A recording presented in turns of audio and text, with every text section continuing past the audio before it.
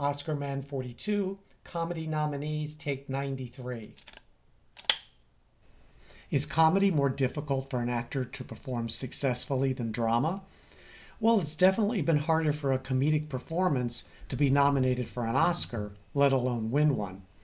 I'm Michael, aka Oscar Man, and I want to discuss some performances that received an Oscar nomination and learn from you whether any of these should have actually won one of these Golden Boys. I'll begin with a lady who could sing, dance, and do drama. But who among you did not laugh out loud when she gave this performance? I'm tired, sick and tired of love. I've had my fill of love from below and above. Madeline Kahn was Lily von Stupp, the Teutonic saloon singer hired to seduce Cleavon Little, the sheriff, but ends up falling for his, let's say, exceptional charm. Won't you excuse me for a moment while I slip into something a little bit more comfortable? Bitte, baby. Oh.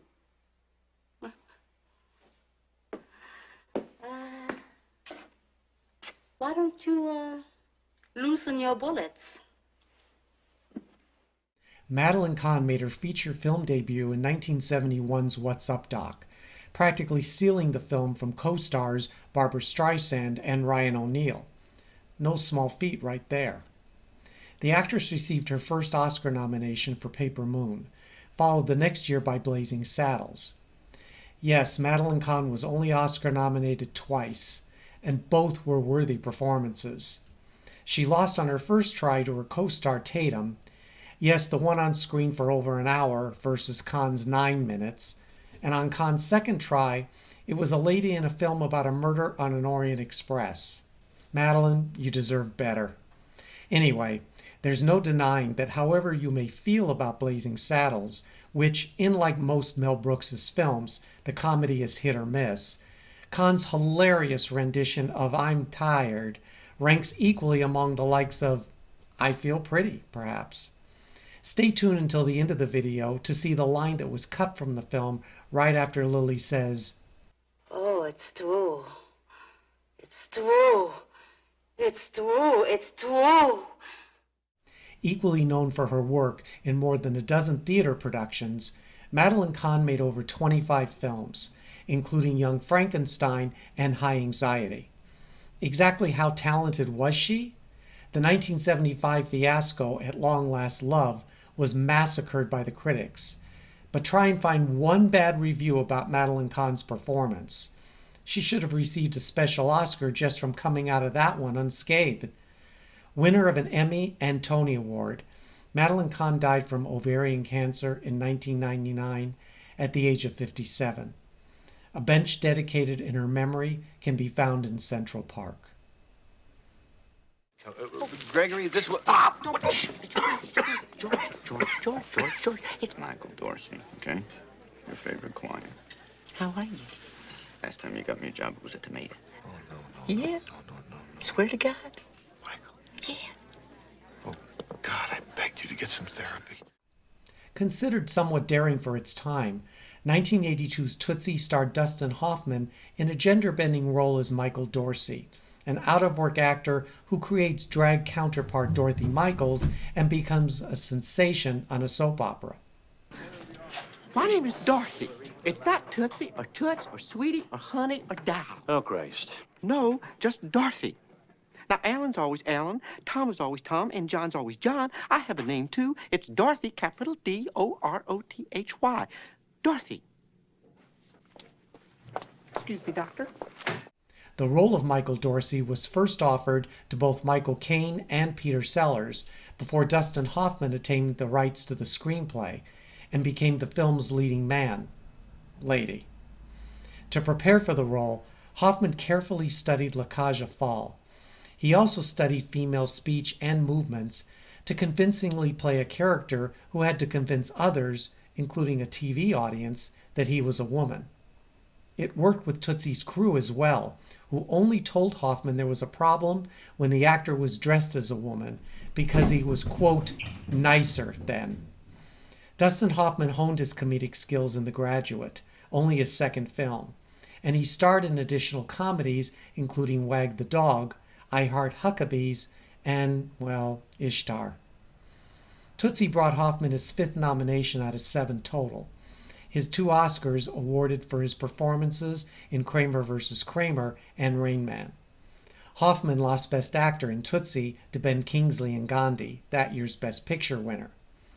Dustin Hoffman's legendary film career has continued for nearly 60 years, though I imagine his Tootsie role is among his most famous. Before I move on to the next comedic performance, I want to mention that Tootsie also received 2 nominations in the Supporting Actress category. The funniest of the 2 didn't win, and that was Terry Garr, who, though overshadowed by Jessica Lange, gave one of her best performances as Hoffman's confused girlfriend, Sandy. Yeah. I never said, I love you, I don't care about I love you. I read The Second Sex, I read The Cinderella Complex, I'm responsible for my own orgasm, I don't care. I just don't like to be lied to. Stand up on your own, you got it made. It's gonna be harder for me, but this woman's got a right to be more than a shadow of her man. I never really thought of Candace Bergen as a comedic actress. In fact, I never really thought of her as much of an actress, period. That said, her performance in 1979's Starting Over, for which she was nominated as Best Supporting Actress, was absolutely hilarious, mostly for her musical number. You and me together, better than ever. This time forever. Baby, I missed your tender touch. I've been out on my own and I learned so much. Come on, let me show you. Come on, let me hold you. As Jessica, the ex-wife of Burt Reynolds, Candace Bergen surprised me with her off-key singing, performed completely straight. Of course, Reynolds' comedic reaction made the scene even funnier. Also nominated for a Golden Globe, Candace Bergen was certainly an Oscar long shot, as she lost the Oscar to Meryl Streep in Kramer vs. Kramer. Before Starting Over, Bergen made a name for herself in numerous dramatic films, including her first movie, The Group, The Sand Pebbles, and Carnal Knowledge. And though she has continued working in films, Candace Bergen is likely best known for Murphy Brown, the television series which brought her 5 Emmys. I was never a big fan of the show, but I know of many people who loved it.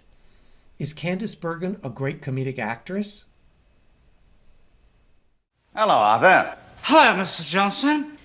I haven't seen much of you lately. Well, the reason you haven't seen much of me is because I normally pick Susan up at her apartment in town, and you live here. Want a drink?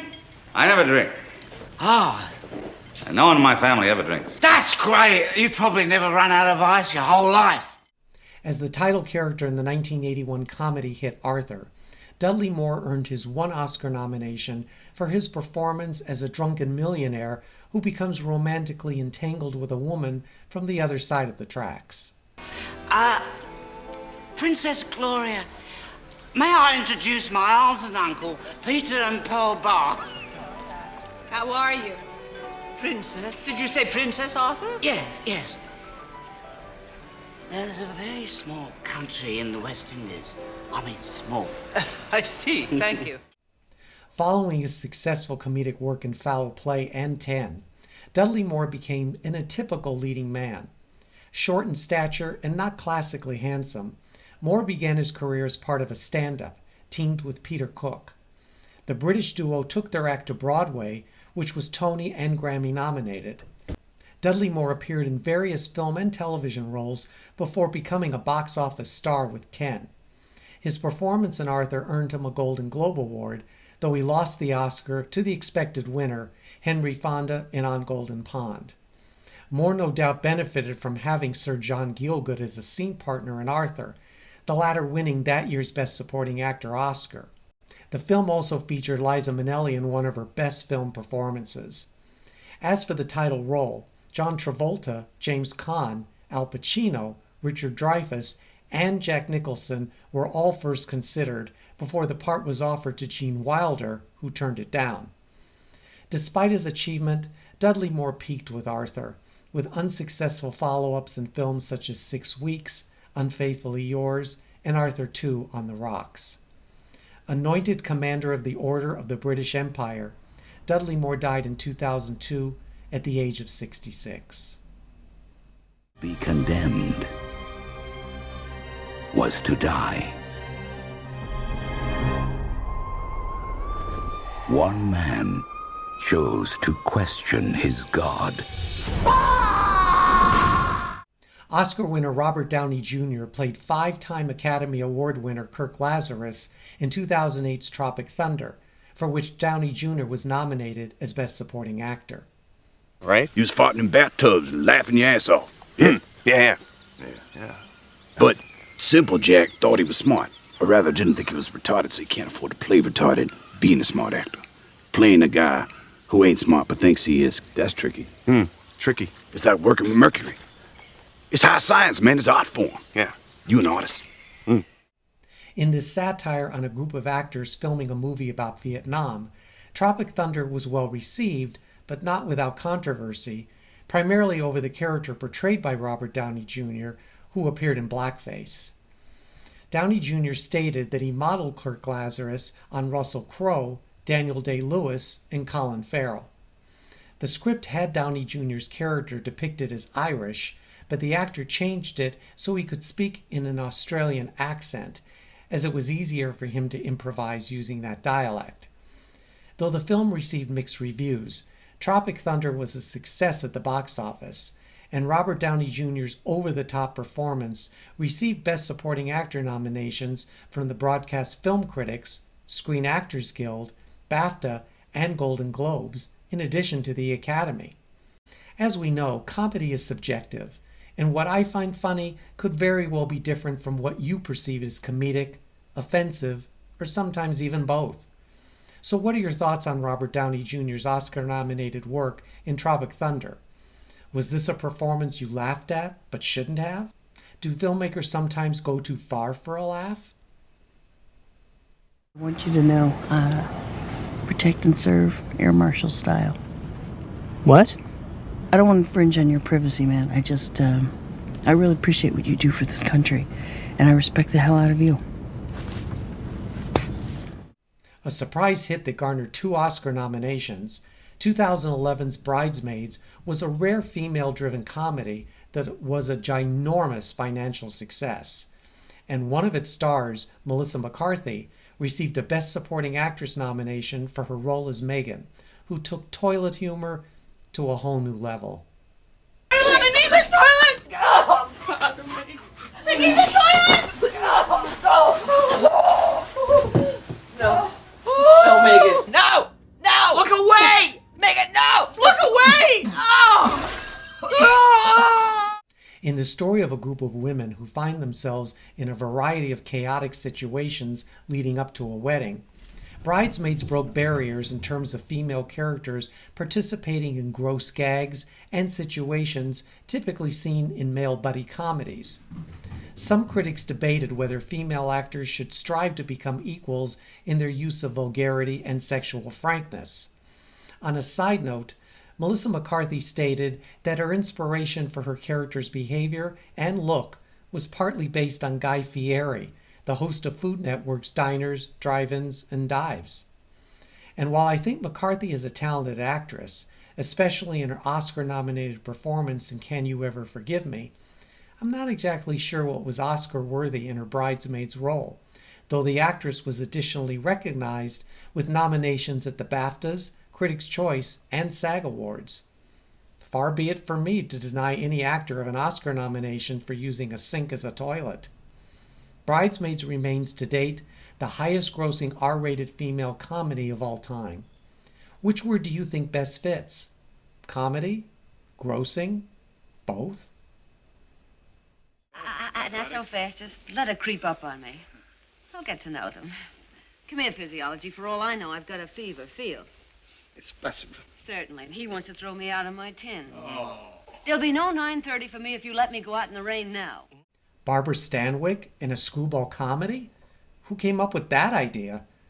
Well, it worked, earning the legendary actress the second of her 4 Oscar nominations as Best Actress for her performance as nightclub performer Sugarpuss O'Shea. If you think I'm bothering them, I'll sit on my legs. And I'll do it in my room or in the kitchen. Too late. You must leave, Miss O'Shea. Well, I can't leave now. How about that slang? It's not finished yet. What? There's a lot of words we haven't caught up with. For instance, do you know what this means? I'll get you on the Amici.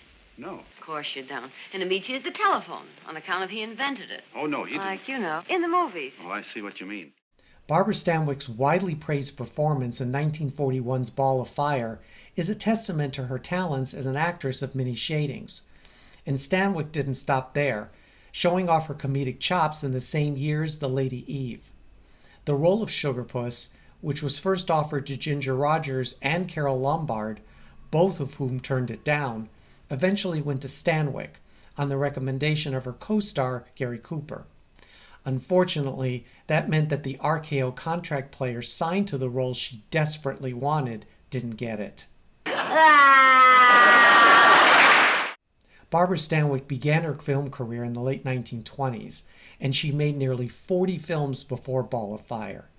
In addition to her filmography, which consisted of over 80 movies, Stanwyck starred in her own self-titled anthology television series, as well as appearing as a guest star in dozens of dramas and miniseries, including The Thornbirds. The winner of 3 Emmys, a Golden Globe, plus the recipient of Lifetime Achievement Awards from the Screen Actors Guild and American Film Institute, a star on the Walk of Fame, and an honorary Oscar. Barbara Stanwyck is known to be a consummate professional, always on time, knowing her lines, and supportive of her co-stars. The lifelong smoker, who reportedly started at 9 years old, Barbara Stanwyck died of congestive heart failure in 1990 at the age of 82. Not if they tied me to a horse and pulled me 40 miles by my tongue. Well, that's an honest answer, sir. Not if they hung me from a tree and put a lit bomb in my mouth. I respect your frankness. I think we understand how we stand now. It's not a question of my not approving of you. It's a question of I don't like one goddamn thing about you. 1972's The Heartbreak Kid was a black comedy about a man's instant remorse over marrying his whiny, annoying fiancée, played by Jeannie Berlin, and his pursuit of Sybil Shepherd, a beauty he meets on his honeymoon. As Shepherd's disapproving father, Eddie Albert was nominated as Best Supporting Actor. And I will tell you, quite honestly, I was very impressed. I'm very glad to hear that, sir. I was very impressed. And I think I can also say, quite honestly, I have never heard such a crock of horseshit in my life. I don't know. I found The Heartbreak Kid rather mean-spirited.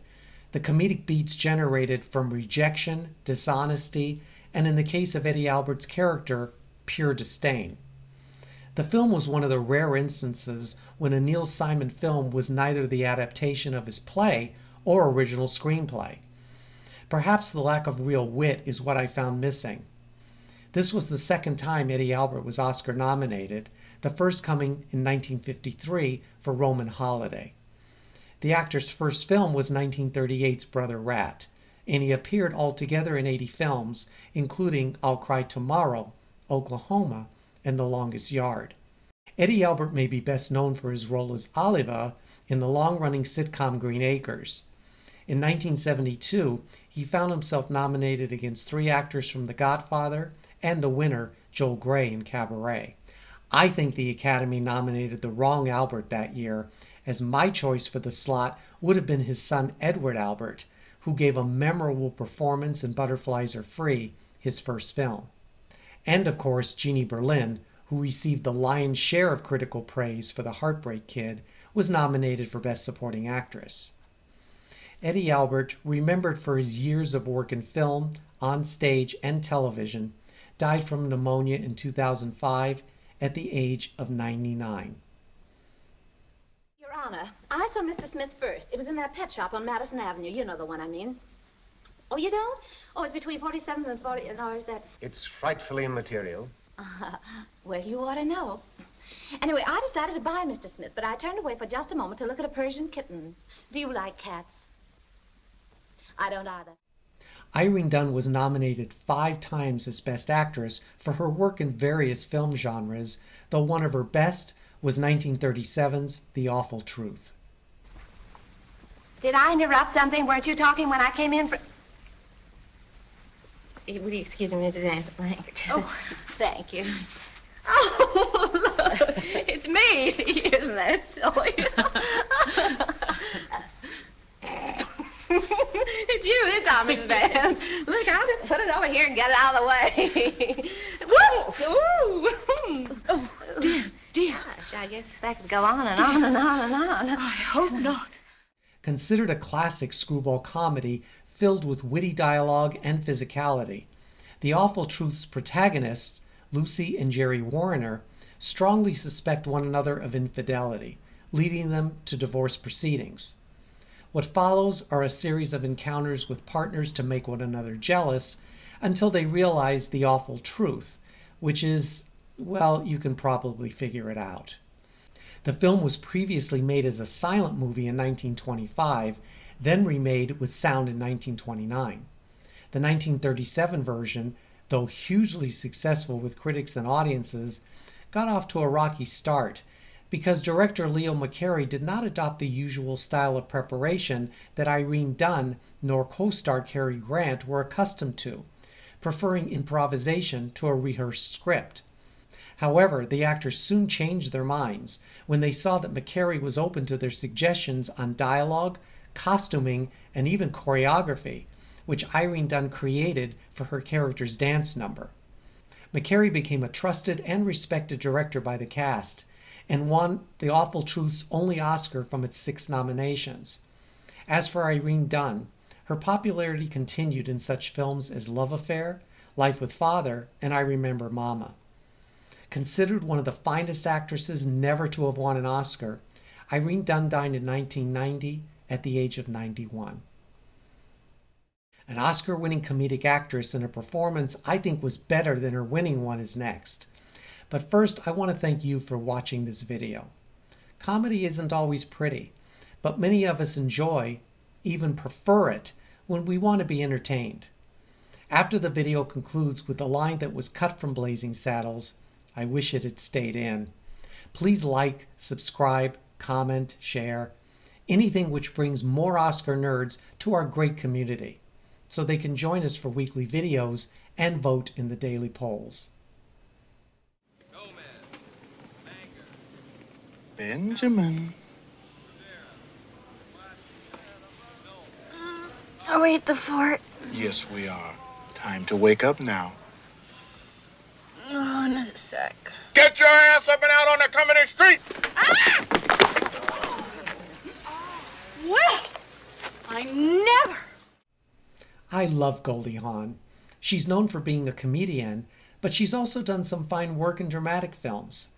And though she won her Oscar for her film debut in 1969's Cactus Flower, and many of you know I'm not a fan of the film or the Academy's choice, Goldie Hawn gave a funnier performance in 1980's Private Benjamin, a film that was tailor-made for her comedic gifts. What's your name, Princess, huh? Judy. Judy? Judy Benjamin. Judy Benjamin. I think they sent me to the wrong place. Uh-huh. See, I did join the army, but I joined a different army. Uh-huh. I joined the one with the condos and the private rooms. As Judy Benjamin, the spoiled princess who flees an unsatisfying marriage to join the army to prove her independence, Goldie Hawn's hilarious performance was filled with scenes of giving the audience what they perceived her image to be. Flighty, airheaded, naive. At least that's what the first half of the film delivered. Hawn's banter with fellow Oscar nominee Eileen Brennan was perhaps the film's highlight, until things took a turn when Judy grew into a strong, independent woman. This is exactly what I found fault with Private Benjamin. It's almost like two different movies. The first half consists of broad comedy, which Hawn can do in her sleep. But then the second half takes on a feminist riff, which by no means was inappropriate or false, but threw the rhythm off, at least for me. I can understand why Goldie Hawn, who served as the film's producer, chose this project, which was written especially for her. As Hawn stated, she simply wanted to create better roles for herself, and she succeeded in one of the biggest box office successes of her career. And this was no vanity project. The actress spent 6 weeks in boot camp in preparation for her fictional stint in the Army. Though she first gained popularity on the television series Laugh-In, Goldie Hawn's film career has had, like many, its share of hits and misses. But the actress herself is one I've always found to be genuine on screen, never veering too far from her popular persona of the cute, giggly girl next door. Was Private Benjamin one of Goldie Hawn's better films? So, which comedic performances nominated for an Oscar do you remember? And did you find them worthy of the award? I bet there will be a fascinating array of suggestions offered. And until we meet again, here is the scene I mentioned from Blazing Saddles, followed by the line which was cut. Tell me, Schatzi, is it true what they say about the way you people are gifted?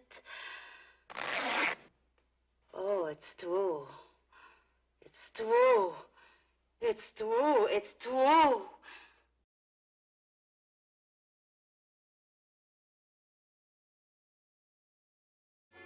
Hello, handsome. Is that a 10-gallon hat, or are you just enjoying the show?